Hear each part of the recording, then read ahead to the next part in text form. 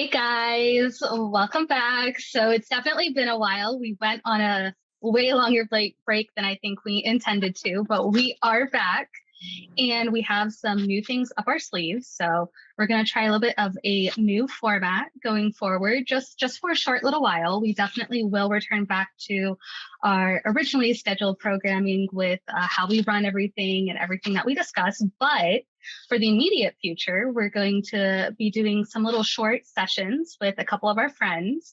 We have a whole cast and crew of K-pop experts and fans lined up just for y'all. And we have a whole bunch of different topics that we're going to be going over. So it's going to be a wild ride, a new journey for us and for y'all too. So buckle your seatbelts on and we're going to get started. But before we do, don't forget, if you're not already following us on all of our social media accounts, do make sure to do that. So we're on YouTube, Facebook, Twitter, and Instagram. So just look for us there. As always, you'll see our wonderful faces and our pink logo. Pink. So as you can see, we have a person with us here, our guest. So this is J-Minnie. So she is a K-pop guru since 2004. So this girl's an OG. So let's see what she has to say. Hello, my name is J-Minnie. I've been a K-pop fan since 2004, and I have to say my first K-pop group was Asli Shinhwa, which again, they're 90s group. So I've been a fan since 2004, been working with artists and worked concerts and did all a bunch of things that I wished about, like I dreamt about, and later on, you get older. Yeah. You're living the dream. My hobby became my life, and it was crazy. It was crazy how I made a job out of my hobby. That's awesome though. That is amazing. Yeah. Not everyone can say that. Not a lot of people can say that. Mm-hmm. Yeah. So it's just like now I'm 26 and I look back at it. I'm like, damn, like, how did this happen? Like, how did I go from this to this? So can you explain to us, what do you mean by your job? So what do you do now with K-pop? So I do help coordinate K-pop events. I also work and just help plan them out. Or if they need artists, I just give them a couple of clients if they do need so. And then I also manage a Korean hip hop artist as well. So actually, since COVID happened, of course, everything has slowed down completely. This past August, I got to work on a project. I don't know if you guys saw Kevin Wu. We were there. But I got to meet him and, well, not really meet him, but like talk to him and his manager. And we were able to do a project and kind of bring him here to kind of test the waters and see if we could do K-pop concerts again, and how like the fans would react, and just, if people would come or not come. And we're just testing the waters, and it actually became a really good success. So I was glad that worked out. And I also recently went to LA, and there's actually a couple of trainees that are going to debut in January. So I'm excited for that project as well. And then I'm doing a couple of things in LA and in Dallas and Houston. So things are picking up. So that's why I'm saying, like, it's just crazy how I was young and I was like, I either want to work in the K-pop industry or be a K-pop star. And then like I grow up and I'm somewhat living that little girl dream. And I just look at it, I'm like, how did I go from being a really big, huge fan to like actually working with these people and meeting these people? Like, it's just mind blowing. Yeah. So who is this hip hop artist that you manage? So his name is Keezy. He is an underground hip hop artist in Korea. Recently, he did perform at Atlanta's Korean Music Festival. Oh, nice. So there's that. And then he does have a show next year, hopefully in LA. So he'll be going to LA. And then eventually I would like to bring him here to Dallas or Houston or any city in Texas. We need K-pop here. We do. Nice. So what plans do you have with K-pop in your future? I mean, you're managing people. Anything else you have lined up?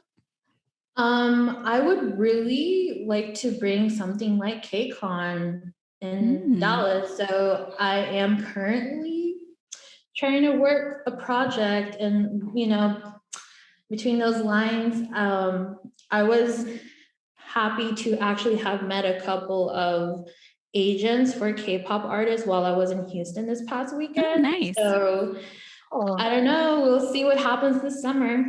Nice. So fingers crossed. I know. And if we're here, we are here to help you promote. Yeah. Yeah. So speaking of promotion, so you and I talked a little bit about a podcast in the works, maybe, possibly from you. Yes. So this podcast will be kind of similar to what Patmore does. You guys kind of educate people on K-pop artists and stuff. But I would like to go deeper and maybe talk more about the K-pop industry, the do's and don'ts. Okay. Give people a little bit of tips on, certain things that do happen and just certain things that you can and cannot do, and just how to be able to kind of break into the industry as well. Because even though we do get concert here, like in the United States, it's not that easy to be able to break through and actually get a paying job. I see. Yeah. So those tips to kind of like the back end, since that's what you do, kind of giving people that information. Yeah, that's pretty cool. Well, we'll look forward to listening to that, of course. And we're always here to partner. Hey. So she is a seasoned K-pop fan and just veteran in this whole crazy K-pop world. That's why we want to talk to her about how just K-pop has changed throughout the years since you've seen it. You OG, you've seen it. We kind of just want to talk to you about that. Yeah, K-pop has changed a lot. I think even the fan culture and just the way things work. I mean,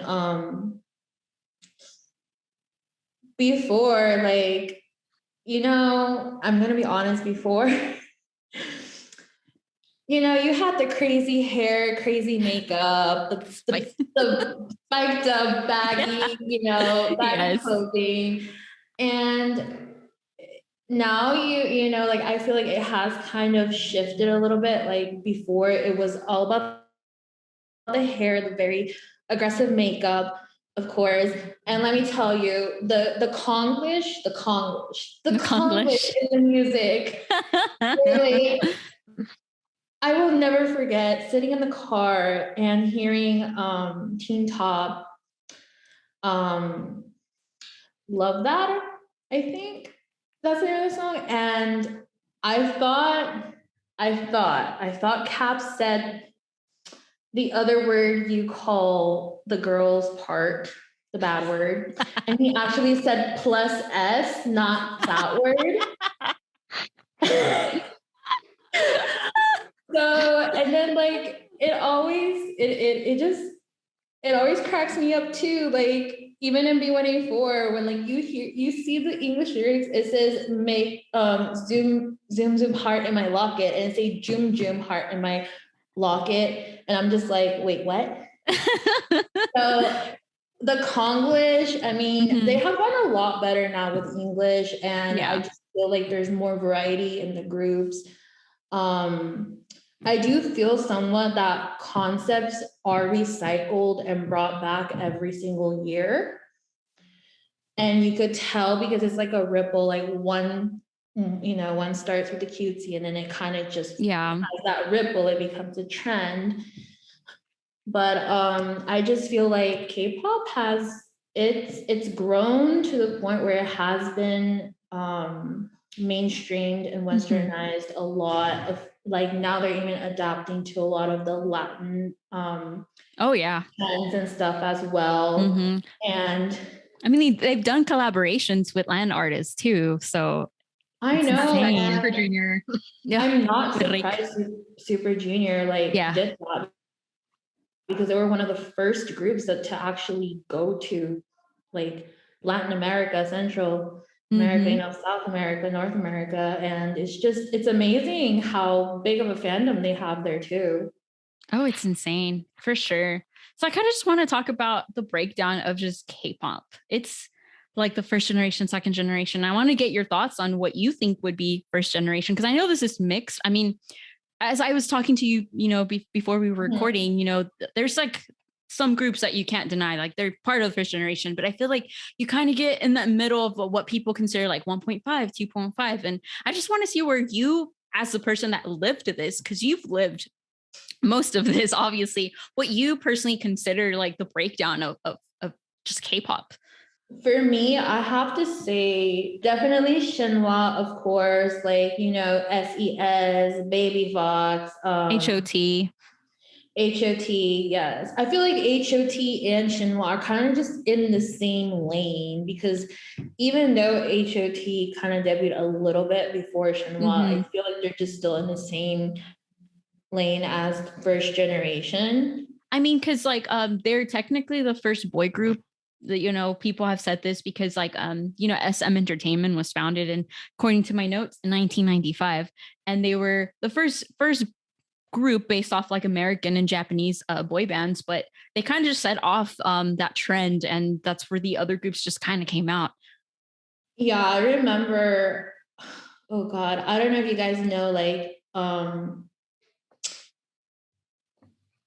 Hyung Jin Young or something. I forgot his name, but he was actually like the very first project for SM Entertainment. And then the only reason why I guess he was like kind of unique is because he had that westernized kind of charm to him. Okay. But then if you go and you look back, like he was actually from the United States, and they like brought him here.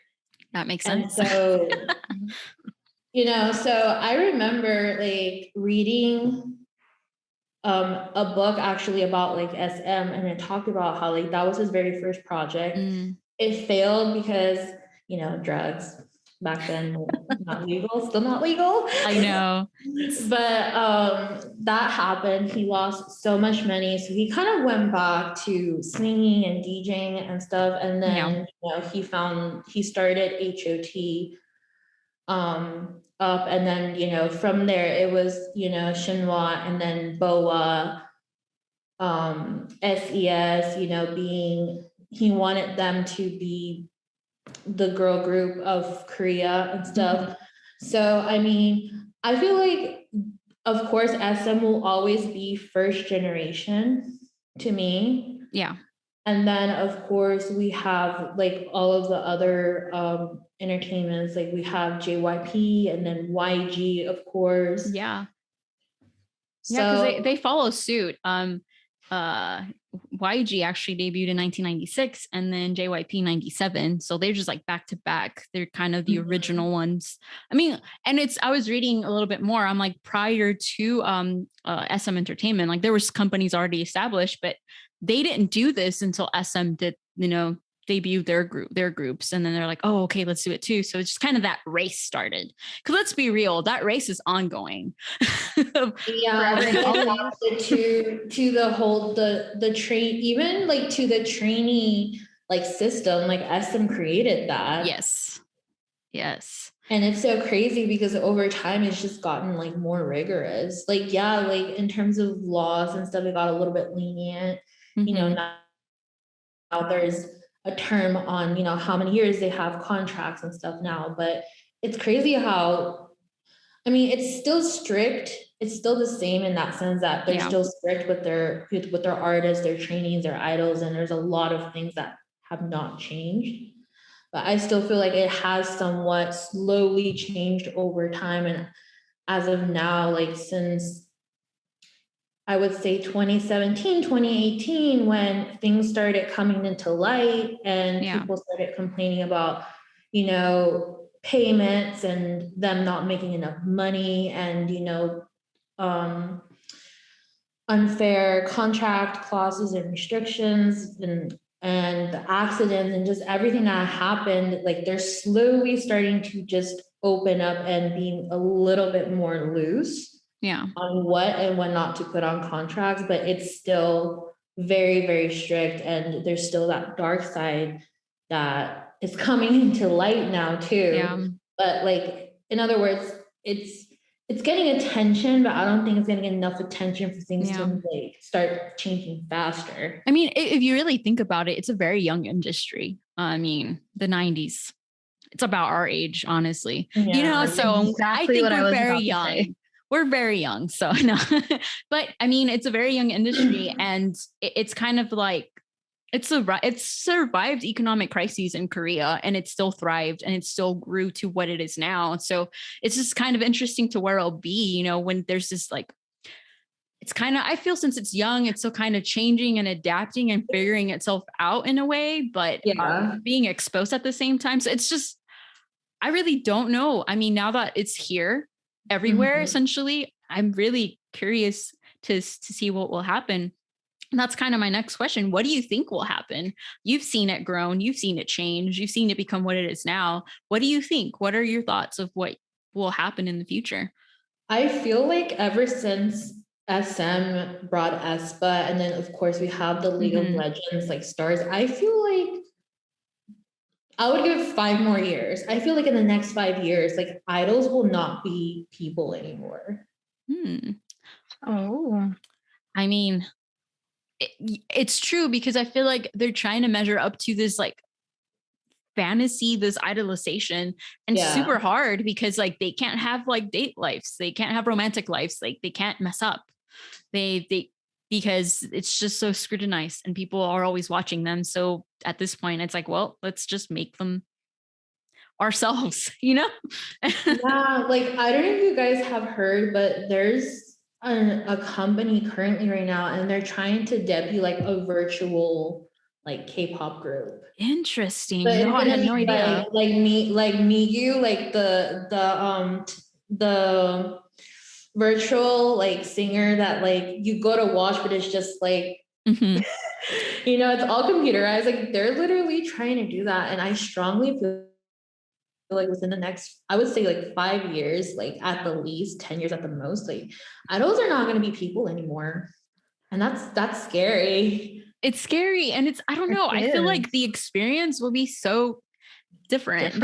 There's something about just knowing that they're human too. I don't know, that's just me. And then like seeing them in person, like, because you know, when we've been to concerts, we have the whole like high touch, and you see them and it's just, it's nice. And just knowing that you can't get that, that's just weird. And knowing that like they get, you know, they write their music sometimes, and they have, you know, inspirations and passions, and they're just like us in a way. So it's kind of cool to relate to their music. But at the point where it's like, well, maybe the songwriters are the ones that, you know, have the passions and the feelings, but the people that perform them won't. It's just weird. Like the face of that is just, I don't know, it's no longer human at that point, obviously. And maybe it's just a generational thing. Maybe the people, or maybe just even a cultural thing. I don't know. Like maybe over there in Asia, they'll be perfectly okay with it. But I don't know.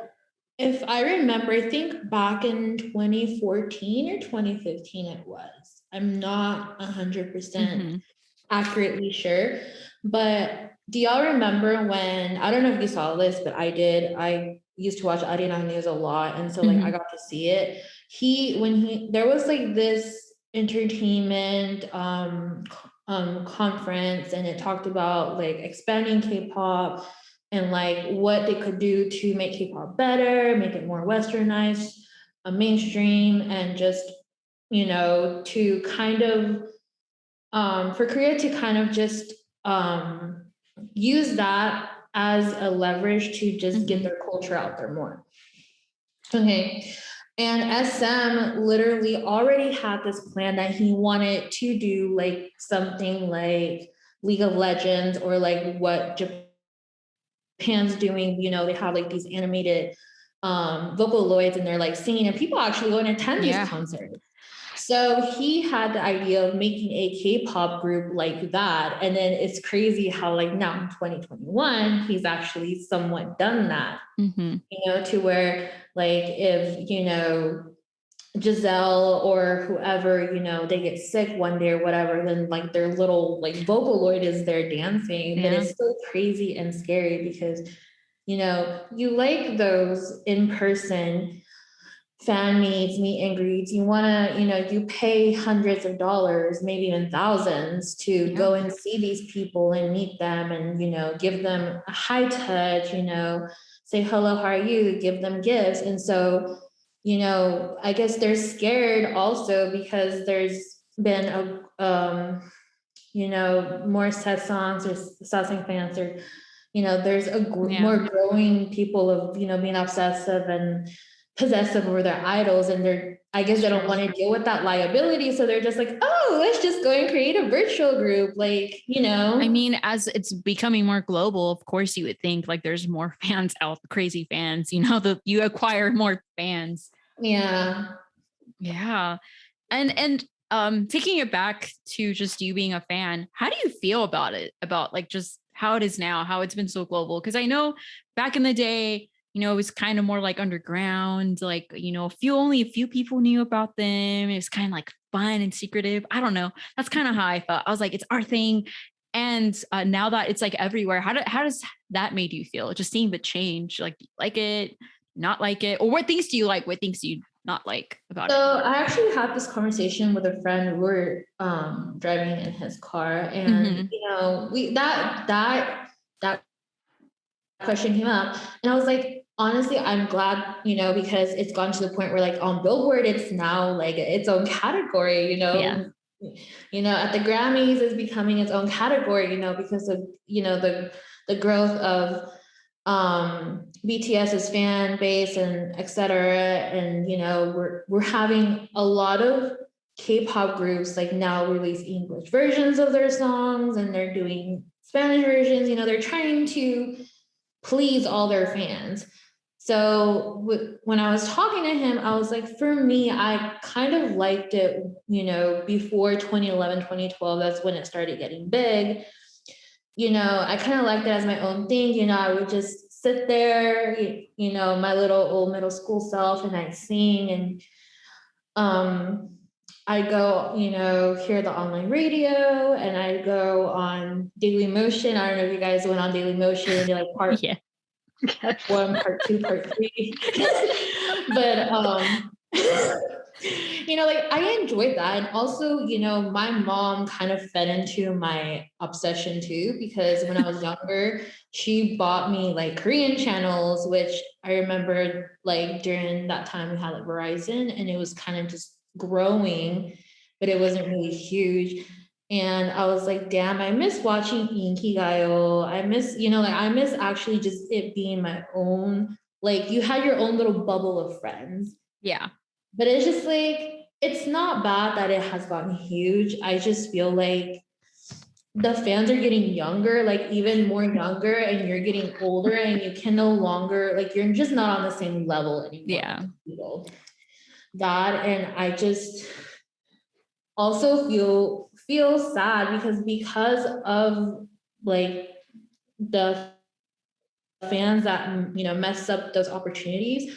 They're like slowly starting to take those fan meet and those high touch and all of that away, and it's not as easy for you to even be able to get on a show and like see your idols and all that. Like before, it was kind of low key, and then it was more open. It's just like I just feel like now, because of it growing, like and for fans, it's getting just a little bit more harder and stricter to be able to meet those idols, especially idols that you've known from when they were like, not that famous up till now. Yeah.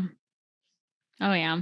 I mean, like their fans are just way younger, and then you're like, it's like I feel this, especially when you're trying to buy like concert tickets. It's like back in the day, God, like let's just say BTS. Like I went to their concert in 2015, and I got tickets so easily, and it was in a smaller like theater, so it barely got packed, but it was great. I had fun. And now I'm like, I'm not going to try to compete with these people. Like, it's just insane. Just them personally, obviously, like them, they grew a lot, but and it's not just with them, it's like with a lot of groups. It's just so hard to get tickets even. And it's like, that means more fans out there. I mean, I'm happy for them, but in a way I'm like, man. No, I look at BTS and it's just like, I remember when it, the cringy song that came out, Hello, no, Bulletproof or something. Bulletproof. I remember when Bulletproof came out and I was just like, they're such babies. And just like now they're grown men. They're like grown men, obviously. But you know how like there's just certain groups where like you like and then you just kind of outgrow, but it's not that you don't like them, you're just not there anymore. So that's kind of what happened with me and BTS. Like I love BTS, but it's just like over time, like they just have completely went a different direction in terms of music. And it's just like, I'm not all there anymore. That's kind of how I feel. But let's talk about them and what they've done for K-pop though. It's insane. They've definitely put it up in the main light. I kind of want to ask you, why them, do you think? Like why they've done what they've done now? Do you think it has to do with just technology and globalization, or why do you think them? I mean, I think it's a mix of many things personally, but the BTS, yeah. I think it has a lot to do with their personality. Okay. Too, like their personality in general. Of course, they do care about their fans. They have shown it that they do. And the mad respect that they just have for everybody, like it doesn't matter who you are, like they're just 100% respectful. And I just think that there's just something about their music that it doesn't matter. It has gone to the point, it doesn't matter. I would say before 2018 down, I feel like every single track is a hit. Like there's no B-side. There's literally no B-side to any I agree with that. I agree 1000%. So if you don't like the song, you're gonna like the next song. Like something's gonna like resonate with you. It doesn't matter. So I just feel like they have this special thing where like it doesn't matter what age you are, what background, like any song you will connect with.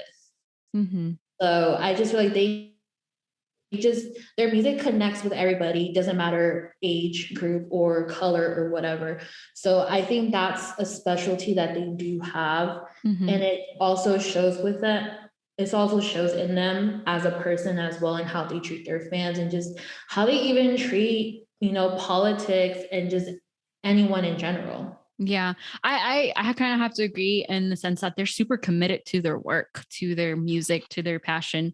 I mean, I don't really think of any scandals or them, it's just, they're very committed to what they do.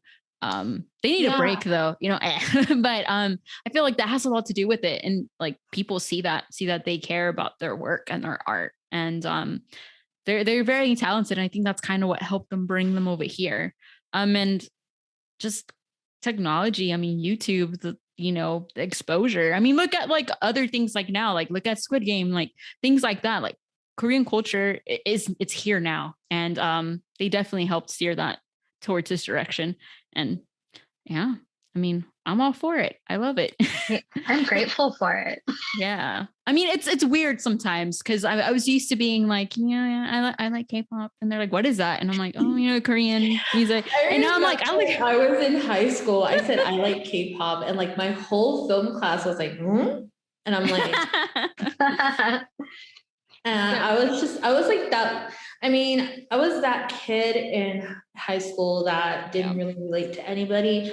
And it's funny because my best friend and her friend in high school, I was hearing SHINee, Lucifer, and they became K-pop fans. It was so funny. I was like, oh, now I have K-pop buddies. You converted them. I mean, that's what I did with Summer. I made her a fan. Yeah, basically. if you can't find them, you have to make them. Yep. Basically. And then it's like for each fan you make, they make another like fan or two. And then and that's how we breed. So my final question for you is, so now we're in what people think is a fourth generation of K-pop. There's many groups in this generation. Which groups do you like? Who should we look out for? Because we react to groups. Obviously, we're kind of people that have stepped away and we're trying to come back into it. And we've reacted to plenty of new groups, but I just want to hear from you. What groups should we look out for, or, we should react to, or that you like to hear? Fourth generation. For me, well, I will name a couple of not so high rated groups. Hey, I mean, we're all for it. We love underrated groups. We love all groups. We do not discriminate. For me, I really like Kingdom. Okay. Kingdom is amazing. I just love their music videos. They're so pretty and they kind of just tell stories too. Okay. And the aesthetics and even the music fits very well with the music video. So I really say check out Kingdom. I just recently saw Must Be. Now I know Must Be debuted back in 2014, but definitely go check them out. Very nice guys, so much fan service, and they were just so sweet and adorable. I know they were tired that day, but definitely check out Must Be. I love them. They're very talented. I really love One Us. Also, they've actually grown on me to the point where I've been buying every single album they've been releasing, and I'm usually not like that with groups. ITZY's Crazy Love has been in my head, running on repeat. So I really like them. They're very girl power, very strong, a little bit cringy, don't get me wrong. They're a little bit cringy. Of course, JYP style has always been cringy. They're very cheesy. They're very cheesy. But we loved it. I know. We love it, but still, I would check them out. Definitely like some from Cube. They're a new girl group from Cube that just debuted. So I really like them. And who else? The Boys. We all love The Boys. And I'm just we've actually reacted to them, and yeah. The Boys, and y'all need to go check out Very Very. They're actually coming to Dallas. So they're actually the brother group of VIX. So y'all should definitely check them out. But yeah, there's actually too many that I do like, but of course, with Mama coming, there's a lot of fourth generation, fifth generation debuting. So I cannot keep up with all that. But I try to, yes. But I cannot keep up with all of them. So, I mean, I would say check those out. Great guys, definitely. NIK, they're from Japanese Produce 101, but they also debuted in Korea as well. So there's a lot. It's never ending. Yeah, it's a never ending list, I'm like, okay, I'm gonna react to these. I'm gonna react to these. Yeah, because it's not like we don't understand the feeling. That was the whole point of our podcast. Yeah, so we could catch up on all these groups that we never were able to get to, our groups that debuted when we were kind of in and out of K-pop. Yeah, so you're just giving us more episodes. I'm like, okay, more fuel for the fire. Yeah. So we're so grateful for all the thoughts you've given us of just talking about the evolution of K-pop and just because you've lived through it. Most of us have not. The newer fans obviously have not, and I feel like a lot of older fans are kind of just fell off. And then there's us, we're awkwardly in the middle, but you're still kicking it. You're still an OG fan. You're still a fan, and thank you for the insight. Is there anything else you kind of want to tell us? I just want to let you guys know, check out Patmer. Of course, they're always educating you guys on older and newer groups. You guys can follow me on jminqueen at Instagram. I usually post my concert shenanigans on there. I will be posting soon about future projects, and we'll be starting my podcast soon, most likely this January, so stay tuned, guys. All right. Well, like Patty said, thank you so much for joining us. And for everyone else out there, we'll be posting new content soon, as we said at the beginning. I know Patty certainly had fun, I think, running this show today. So I guess this is finally my turn to get to talk, just in case you guys forgot what my voice sounded like. Hello, I'm still here. I'm the Pat of Patmer, just in case y'all forgot. But we will be coming out with more content. And just as an FYI reminder, our typical content and typical reactions are not going away. We're just putting those on pause now to come at you guys with just some new discussions, topics, just kind of, put some conversations out there. So if you guys have any suggestions for things you want us to talk about, or any groups or music videos or anything like that you want us to react to, any crack videos, any of those get to know you videos, we're definitely still down to do those. So just drop them in the comments so that we can see them, and you'll be hearing more from us soon. Well, it was nice seeing you guys, and stay tuned for more episodes. Bye. Yep. Bye.